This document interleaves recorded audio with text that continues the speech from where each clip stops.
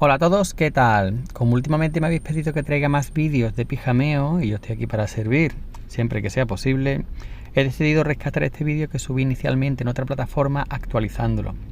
Y es que me enteré, sí, ya sé que voy tarde, que Spider-Man Noir va a tener una película de imagen real con Nicolas Cage de protagonista nada menos.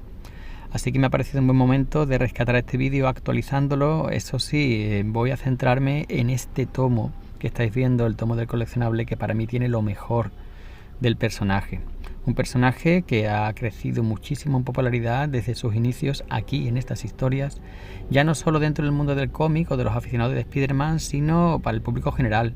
Ha participado en la película de animación de Spider-Man, en videojuegos y la serie de animación. Y también ahora, ya digo, va a tener una película con Nicolas Cage. Ha salido un tomo, o salió en su momento, que incluía más números, más participación del personaje en otras series. A ese tomo me referiré brevemente en el vídeo. Pero para mí, ya digo, lo mejor del personaje está en estas dos historias reunidas en el tomo del coleccionable. Y bueno, nada más. Empezamos.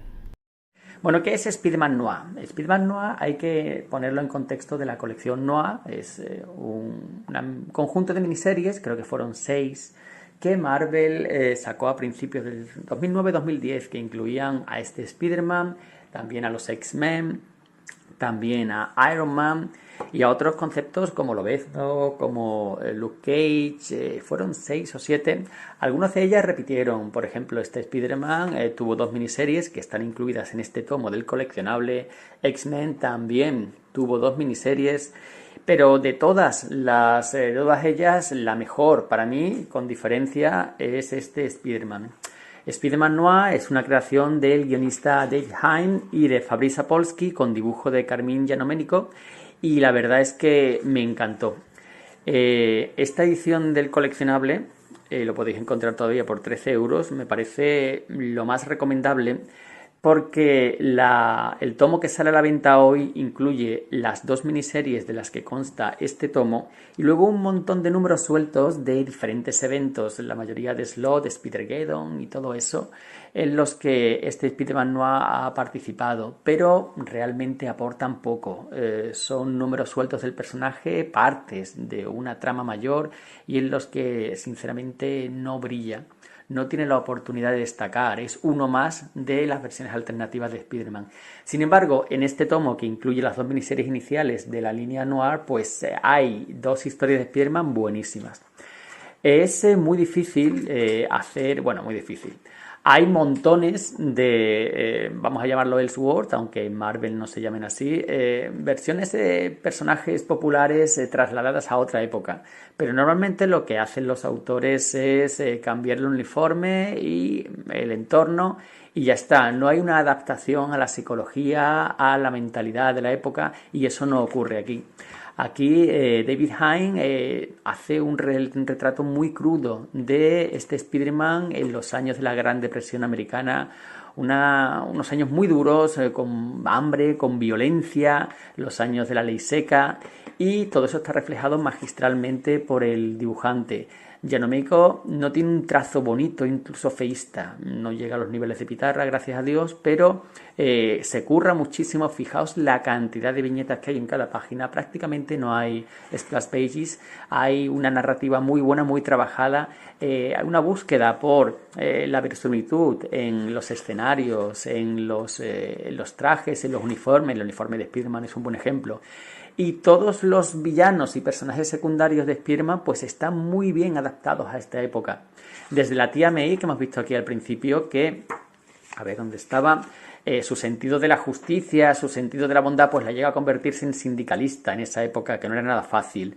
El Duende Verde, Osborn, es un gángster, traficante de alcohol en aquellos tiempos de la ley seca, que expande sus tentáculos a todos los niveles. Tenemos a Kraven, tenemos a el buitre, como matones de este Duende Verde. Tenemos a la gata negra, una gata negra que es prostituta aquí de alto standing. Jameson sigue siendo un editor de periódico, pero en esta época los periódicos tenían que enfrentarse con, bueno, la libertad de prensa no era nada fácil de defender. Es un cómic crudo, violento por momento. Pocas veces he visto en un cómic estándar Marvel tanta violencia explícita, tanta sangre, pero no está buscando, no es efectista, no busca el efecto fácil, sino que es una forma de reflejar la dureza de aquella época. El dibujo, ya lo estáis viendo. Genómico se sale, pero además el color aplicado por él mismo, con ayuda de otro colorista, pues le da un nivel superior a sus dibujos. Y esta primera trama, que no es más que una trama de origen de Spider-Man, la verdad es que está muy bien. Adapta Spider-Man perfectamente, pero respetando su origen, pero a la misma vez encajando muy bien dentro de este entorno de la Gran Depresión. No descubre nada, no cambia nada, es una trama que respeta los parámetros básicos del personaje, pero que, ya digo, deja muy buen sabor de boca. Sin embargo, la segunda historia que tenemos por aquí, en esa historia sí es original, una historia que continúa perfectamente. La primera es autoconclusiva, se puede leer, pero es simplemente una historia de origen. Una historia de origen donde lo que brilla es el entorno y la adaptación de los personajes a este, y por supuesto el dibujo. Pero en esta segunda trama vemos cómo ya deja atrás la sempiterna historia de origen y nos cuenta una historia que involucra nazis. Estamos en los años 30 en América. Fijaos qué pedazos de páginas. Las teorías de Hitler eran muy populares en Europa y en América. Fue mucho después, cuando ya entraron en guerra, cuando se proscribieron, digamos, pero había un partido nazi prácticamente en Inglaterra, antes, en los años finales de los años 30, en Estados Unidos, las teorías de Hitler, las teorías raciales, tenían muchísima popularidad. Recordemos que en aquella época todavía existía la segregación. Y aquí vemos una trama que involucra al Doctor Octopus y una conspiración nazi, la lucha por los derechos civiles. Es un cómic muy crudo y de nuevo un buen dibujo y una trama que supera a la primera. Normalmente las secuelas están por debajo.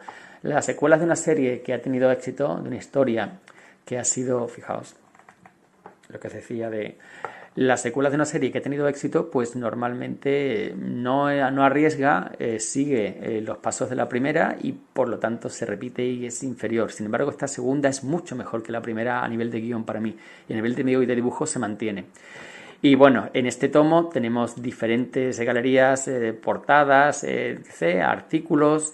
Yo creo que esto es perfecto, este tomo de 13 euros del coleccionable, y que os podéis ahorrar lo que pida Panini por ese ómnibus o como le llamen, con el resto de números que no aportan nada a la mitología del personaje, porque son eso, participaciones sueltas, algunas mejor, otras peor, pero no es una historia centrada en este Peter Parker noir.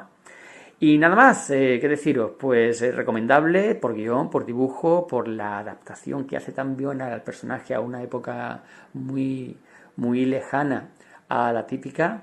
Y nada, que compréis. Y nada más, eso es todo. Un saludo y hasta la próxima.